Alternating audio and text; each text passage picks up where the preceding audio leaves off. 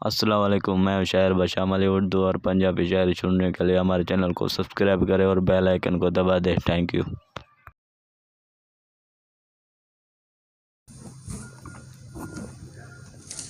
वक्त ने चुप रहना सिखा दिया, हालात ने दर्द सहना सिखा दिया।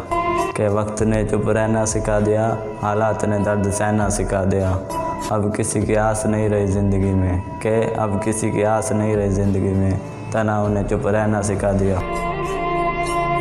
मेरी तलाश का जुर्म है या मेरी वफ़ा का कसूर, के मेरी तलाश का जुर्म है या मेरी वफ़ा का कसूर। जो दिल के करीब आया वही बेवफा निकला। उसे हमने बहुत चाह पर पा न सके, उसके सिवाय ख्यालों में किसी और को ला न सके। आँखों के आंसू तक सूख गए उसे देखकर, के आँखों के आंसू तक सूख गए उसे देखकर, लेकिन किसी और को देखकर हम मुस्कुरा न सके। चोट लगाए दिल पर पूछते हो क्या दर्द की, तकलीफ जाए अपनों ने बात क्या करते हो गैरों की।